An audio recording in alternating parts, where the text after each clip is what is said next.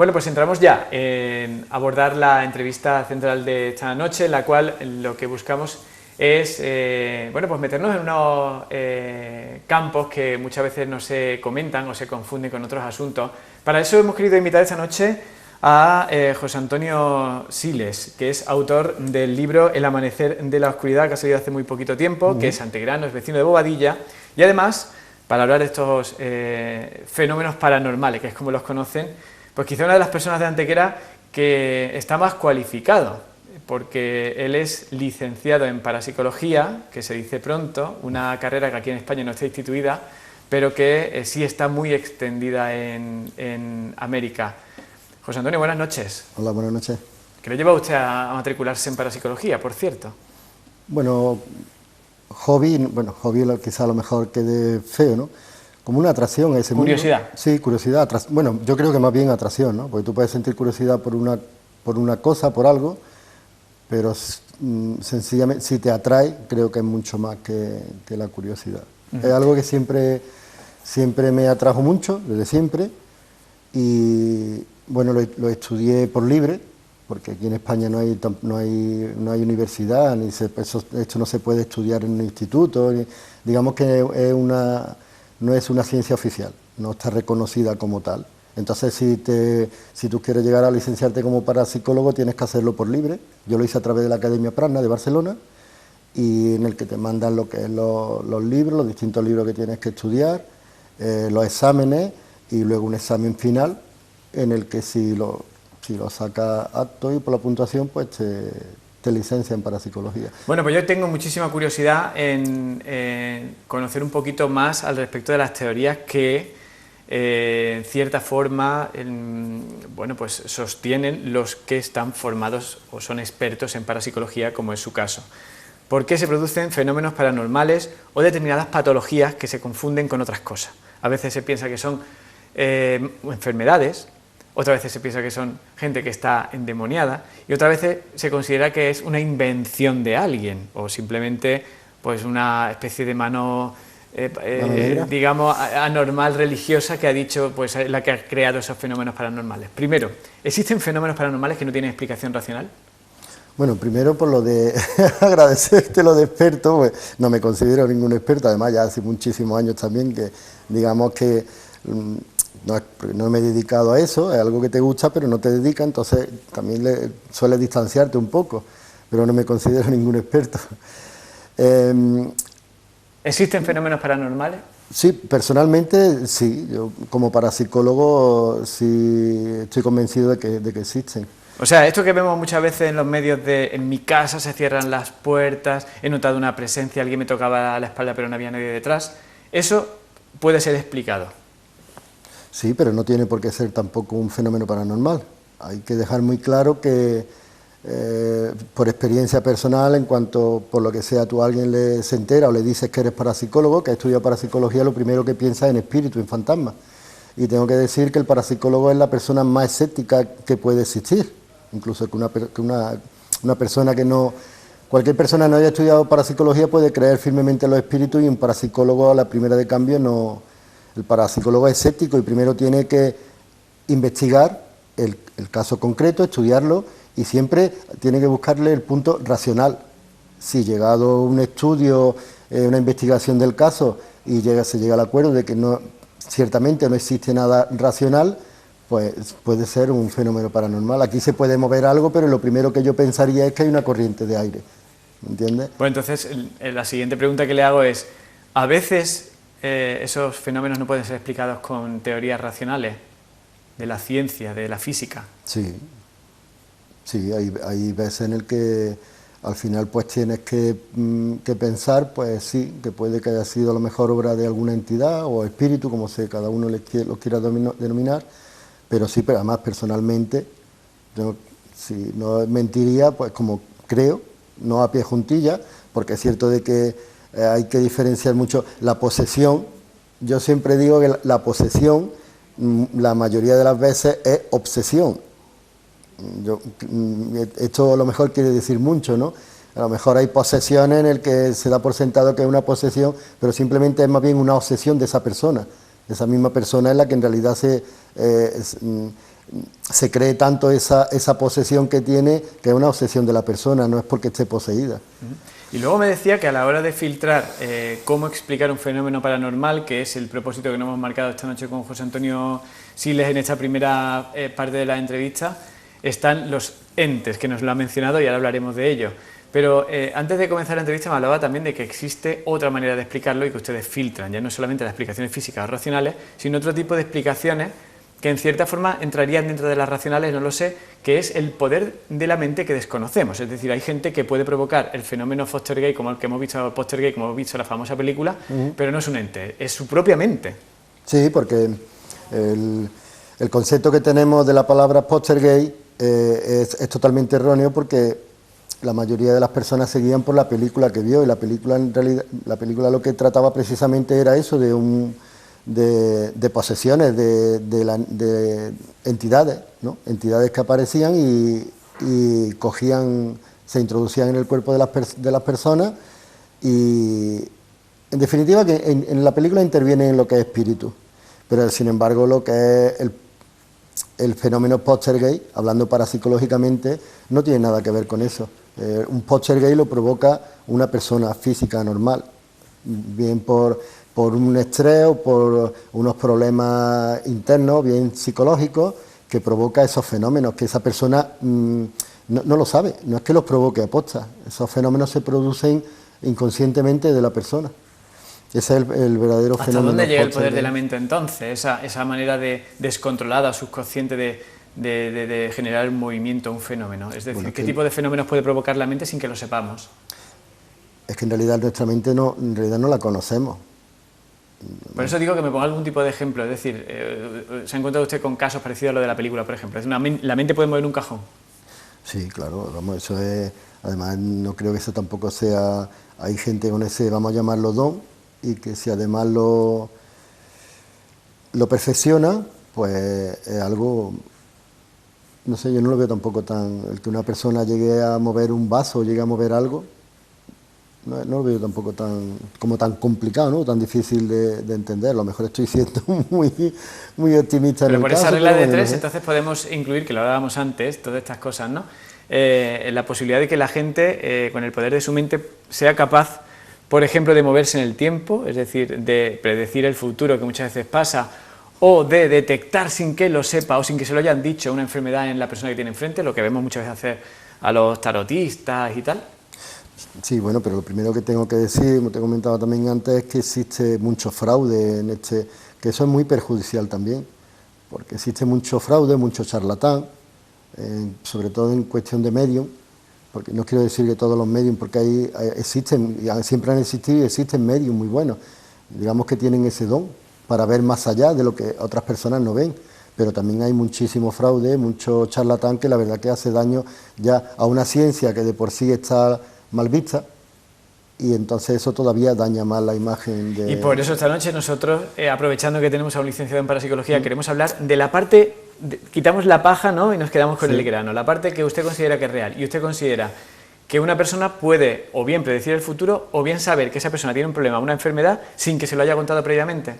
Sí, quizá no sean muchas las personas que sean capaces de llegar hasta ese extremo, pero sí la hay perfectamente. Y forma parte de esos dones de la mente que desconocemos. Claro. Además que yo pienso que el día que seamos capaces no de conocer nuestra mente, sino el día que seamos capaces de aprovechar el potencial de nuestra mente, que yo creo que hoy, sinceramente, pienso que todavía no se ha conseguido y quizá no se consiga nunca, porque no nos veo a las personas, a los seres humanos, utilizando todo el poder de su mente, porque yo creo que sería el final. Yo creo que sería el final de nuestras vidas. Bueno, entonces si en un momento en el que pues usted está haciendo un fenómeno paranormal aprovechando sus conocimientos de parapsicología, filtra y dice, pues no hay una explicación racional, no es una corriente de aire, primero, o no es una farsa, no es una mentira. En segundo lugar, filtra y dice, pues esta persona no tiene ningún tipo de problema ni ningún tipo de don, no lo ha movido con su mente. La última explicación que nos queda es la de los entes o almas o espíritus, como la ha llamado usted antes. Sí, entidades, almas, espíritus, eso ya también se le puede dominar de... ¿Y qué son estas entidades? Es decir, ¿son las almas de gente que ha fallecido?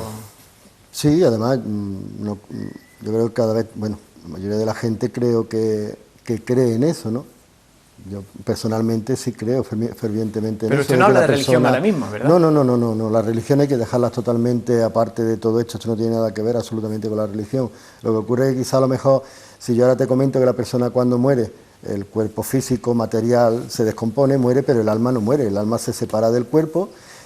Y ese alma tiene que evolucionar y tiene que pasar por distintas vidas para evolucionar, ¿no? Para ser más inteligentes, tienen que pasar por ser pobres, ricos, inteligentes, guapos, feos. Esto enseguida se te viene a la mente la reencarnación, pero no tiene, vamos, no tiene nada que ver con la religión. No quiere decir que yo porque diga esto crea en el ámbito religioso de la reencarnación. Pero Es una entonces estos teoría. entes, ¿qué serían? Como las almas, por decirlo así. Sí, personalmente pienso que sí, que toda persona tenemos un alma y que cuando esa persona fallece el alma se libera, vamos a llamarlo a otro plano y que Pero puede luego, entrar en contacto con nuestro plano, con nuestro mundo. sí, puede entrar en contacto con nuestro mundo a través de distintos medios, o bien a través de un medium, a través de las sesiones de Ouija, por ejemplo, pero también también debo decir que hay entidades o espíritus en el que, por el motivo que sea, generalmente si han tenido un fallecimiento muy trágico o por el motivo que sea, no se ven como preparados para alejarse de su cuerpo, porque a lo mejor le han quedado cosas por hacer. Es un poder muy fuerte que le hace a esa entidad de no irse y quedarse en esa casa o quedarse en este mundo, vamos a llamarlo así. Entonces aquí es donde intervendrían, por así decirlo, estos fenómenos que a lo mejor no tienen explicación y se podían derivar a estas entidades que se quedan aquí. Bueno, estamos hablando de cosas que a priori hay mucha gente que no cree absolutamente nada en ellas, que todo el mundo piensa que forma parte de ese porcentaje elevado de gente que lo utiliza para hacer estafas o que son charlatanes, como se ha comentado. Y que es totalmente Pero respetable. existe una ciencia que la estudia, que es la parapsicología, y por eso conversamos con José Antonio Siles hoy también, que es autor del Amanecer de la Oscuridad, libro del que vamos a hablar en cuestión de unos segundos, pero es que tengo mucha curiosidad por todo esto que nos está contando, porque claro, siempre se ha hablado de que el alma va al cielo, ¿no? El cuerpo se queda en la tierra, pero usted me está contando que ha podido comprobar cómo a veces esas almas entran en contacto con lo terrenal, por decirlo así, de esa forma, ¿no?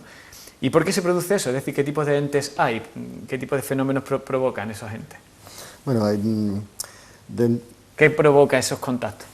Primero hay varios tipos, ¿no?, de entidades, por así llamarlos, pero generalmente los más importantes, por así llamarlos, están, por ejemplo, el típico espíritu burlón, que se le llama burlón precisamente porque cuando se queda en alguna vivienda, no es que no hace mal a nadie, simplemente se dedica a jugar.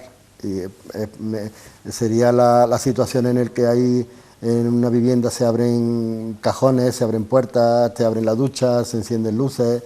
Entonces, siempre, ya te digo, siempre de llegar al punto de poder decir que, bueno, puede que haya en esta vivienda un espíritu burlón, siempre hay que estar seguro de que se ha eliminado todo lo racional, como te comentaba antes. Una luz se puede encender, pero es porque puede haber algún problema con la instalación eléctrica o una corriente de aire. Ya te digo, el parapsicólogo es la persona más escéptica, siempre procura buscar el razonamiento, lo racional. Si no se le encuentra eso racional, pues sí se puede llegar a la determinación de que puede que haya una entidad y luego pues estudiar el caso ya como caso parapsicológico, ¿no? Como una entidad, perdón, como una entidad que hay en esa vivienda y ya pues se estudia el caso en sí. Luego posiblemente habrá gente que estará pensando, ¿y las entidades malas existen? Pues sí. De hecho, yo tuve una ocasión de poder no experimentarlo personalmente, pero sí a través de unos amigos en los que confío plenamente. Y por lo que me contaron, se reunieron esta pareja amiga mía y una pareja amigos suyos, se reunieron en su casa, estuvieron cenando. Una de las chicas fue al servicio y cerró su puerta y al momento fue justo prácticamente entrar en el aseo y ella se vio impulsada contra la pared, la tiraron contra la pared, recibió golpes, claro, comenzó a chillar. El marido y la otra pareja, pues claro, acudieron rápidamente, no pudieron abrir el cuarto baño, tuvieron que echar la puerta abajo y la encontraron en el suelo, pero toda llena de moratones, vamos, prácticamente le habían dado una paliza. ¿Y habían estado practicando Ouija? Sí, por lo visto habían estado, sí, porque luego ya, cuando ya contándomelo en confianza de lo que le había pasado y tal, sí, me dijeron que por lo visto habían estado haciendo una sesión Ouija. ¿Usted ha hecho sesiones Ouija? Sí, he hecho varias, sí. ¿Y se puede contactar con las personas que ya no están y que han fallecido? Sí, vamos, personalmente he contactado.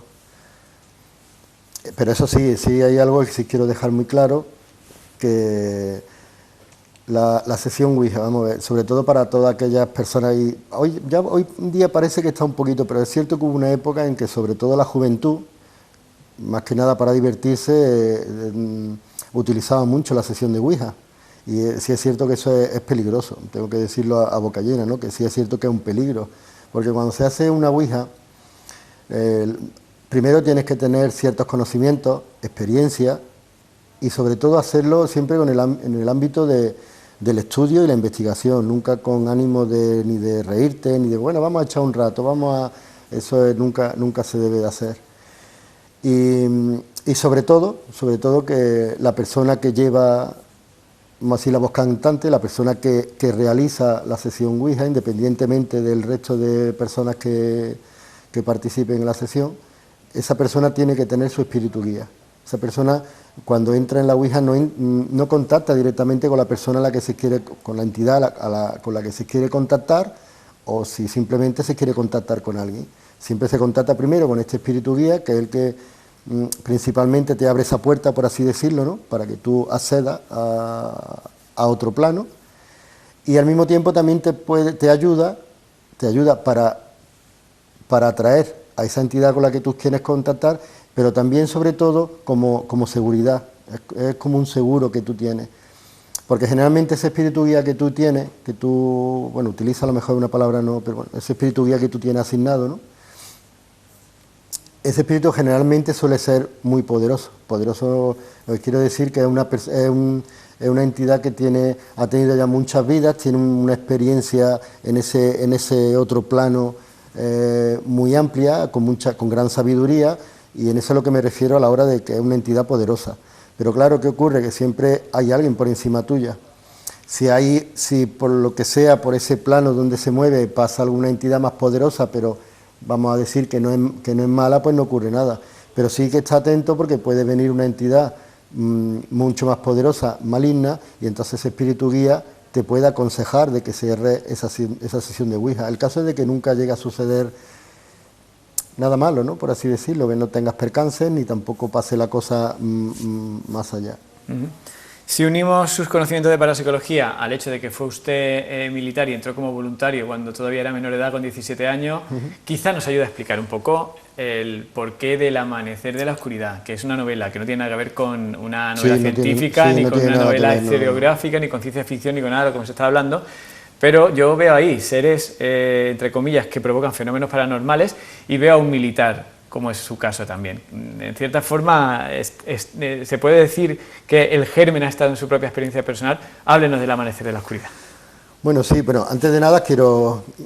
Va a hacer un punto y aparte muy claro, sí, ¿verdad? Pero, antes de nada saludar a los... Yo pertenecía al curso 470 de la Brigada Paracaidista, y saludarlo ante todo está todo relacionado, no hay puntos y apartes que hacer, ¿eh? Yo creo que está más relacionado de lo que creemos. Sí, con respecto a lo que me decías, pues sí, bueno, tú puedes escribir un libro totalmente que no tiene absolutamente nada que ver con tu vida, pero... En este concretamente, pues sí, yo como militar que fui, pues claro, hay cosas en tu vida en el que te da ciertas ideas, que por así decirlo te pueden ayudar. En mi libro, por ejemplo, el protagonista es un exmilitar que, llega un momento en el que está cansado de luchar, de tener esa vida de violencia, de injusticia, y decide cambiar su vida, comenzar de cero, con la mujer a la que ama, que es Karen. Pero ¿qué ocurre? Algo en lo que también siempre es algo que siempre me ha llamado la atención, que él, de hecho en el prólogo del libro hablo de ello, que es el tema del destino. Es algo que siempre me ha impactado mucho, ¿no? Y te puede hacer muchas preguntas sobre el destino. Si el destino no lo creamos nosotros, hay alguien que domina tu destino, si tu destino está escrito, quién lo escribe, quién obedece a eso. Entonces, pues por obra del destino, el futuro que Jay planeaba, de mantener una vida normal, fuera del ejército y fuera de lo que es la violencia, la lucha, él busca una vida sencilla y junto con su amada y crear una familia y tener un futuro pues plácido y normal, ¿no? De como una persona normal cualquiera. Pero ¿qué ocurre? Que por orden del destino conoce a un indigente que le hace obsequio un medallón. Y a partir de ahí, a partir de ese momento en el que la indigente le obsequia el medallón, comienza a cambiar la vida que tenía proyectado nuestro protagonista, tenía proyectado Jay, pues cambia totalmente, porque al final le hace volver a esa vida de, vamos a llamarlo violencia, pero a esa vida en el que tiene que seguir luchando. Entonces, pues claro, ahí conoce a estos seres, ¿no? Porque de hecho, bueno, tampoco puedo desvelar mucho porque si no entonces le quito al lector el encanto de leerlo, ¿no? Pero sí es cierto que conoce a unos seres. Estos seres a lo mejor yo lo he podido crear desde el punto de vista de mi afición a la parapsicología. Hombre, la verdad es que no. Yo diría casi más bien, como te comentaba antes, como hay muchísimas cosas en las que siempre me han gustado, que una de ellas es el por qué venimos o somos descendientes, por así llamarlo, del Homo sapiens y no del neandertal, cuando supuestamente el neandertal tenía más corpulencia, era más fuerte, tenía más capacidad a la hora de enfrentarse incluso a la climatización que había en esa época. Incluso su capacidad craneal era superior. O sea, que hay mucho fenómeno paranormal en esto de la evolución humana, ¿no? No, en este aspecto no se puede decir que sea fenómeno paranormal, simplemente es una... Pero muy normal. Porque esa teoría, personalmente pienso que hoy por hoy no se puede desvelar, ¿no? ¿Por qué venimos del Homo sapiens y no del neandertal, cuando el neandertal quizá a lo mejor lo tenía todo a favor? Entonces, en el libro yo sí hago o proyecto una teoría personal, que no quiere decir que yo crea en esa teoría, pero bueno, como de todas formas yo tenía que inventarme el por qué esos seres han influido en el que el ser humano haya llegado hasta hoy, quiero decir que por qué ha pasado en tan poquísimo margen de tiempo de inventar el fuego a poder viajar al espacio, ¿no? Entonces ahí influyen estos seres. Yo creo que ahí tampoco no se puede decir como que sea algo parapsicológico, pero sí voy poniendo detalles de cosas que a mí me gustan y de teorías que están en el aire, que yo intento poner, no sé si mi granito de arena, pero mi propia teoría. Bueno, pues decíamos hace unos días, y en este contexto de la víspera del día del libro, que no te puedes morir sin plantar un árbol, tener un niño y escribir un libro, ¿no? Y al final lo que pasa es que a veces se puede hacer todo, pero requiere una inversión. En unos casos de tiempo, en otros casos de dinero, ¿no? ¿Cómo se puede uno hacer un literato famoso? ¿Cuál es la clave? Está complicado el tema, ¿no? Bueno, sí, si hablamos del escritor novela, tiene muy, muy, muy difícil. Un escritor consagrado, cualquier editorial poderosa, no sé, por decir, por ejemplo, Grupo Planeta, un escritor consagrado tiene su libro perfectamente editado a la venta y tiene las ventas totalmente aseguradas. Un escritor novel, el libro puede ser buenísimo, puede ser mejor que cualquier escritor consagrado, pero ¿qué es lo que ocurre? La editorial no se va a fijar en tu libro. Sinceramente tengo que decir, no me equivoco, que yo, por ejemplo, mi manuscrito lo envié a muchísimas editoriales y posiblemente la mayoría de las editoriales no llegasen a leerlo. Llegan muchísimos manuscritos y no les prestan la atención, falta de tiempo, falta de personal, al final pasa el tiempo y esos manuscritos terminan en la estantería recogiendo polvo cuando no destruidos. Entonces al final hoy por hoy, si quieres llegar a ser escritor, yo no me considero escritor aún, estoy en ello, y claro que me gustaría llegar a serlo, pero hoy por hoy el escritor está claro que 100% tienes que autoeditar. ¿Por qué tienes que autoeditar? Porque la verdad que si tú tienes esa ilusión o tienes ese deseo de llegar a ser escritor, tienes que darte a conocer. Tú puedes escribir 10 libros, pero si los tienes manuscritos o los tienes allí en tu estantería solo para que los veas tú, bueno, no te ¿cómo va a podemos conocer nadie. hacernos con El amanecer de la oscuridad de José Antonio Siles? ¿El modo de hacernos? Pues ya está en Amazon, llevará casi 3 semanas en la plataforma Amazon. Próximamente estará en la plataforma FNAC también. Y luego aquí en Antequera pues se puede encontrar en el Eroski, Centro Comercial Eroski, en San Agustín, la librería Aragón, en Copy Studio y en Las Descalzas. Bueno, pues El amanecer de la oscuridad, una buena idea ya de por sí el hecho de que un antequerano pues dedique tiempo a crear algo artísticamente, por decirlo así, o literariamente en este caso, es de por sí noticia. Ojalá hubiera muchos que también dedicaran, porque además requiere mucha constancia, a hacer cosas como esta. Y además, José Antonio, gracias también hoy por su presencia aquí y contarnos cosas sobre las presencias que normalmente no vemos y que solo leemos sobre sus consecuencias y darnos ese enfoque un tanto científico a la misma. José Antonio, gracias. No, gracias a vosotros por darme esta oportunidad, darme a conocer y poder presentar mi libro. Gracias a vosotros, está claro. Y nosotros lo que hacemos ahora es seguir con más cosas aquí en Las Cuatro Esquinas, no se vayan.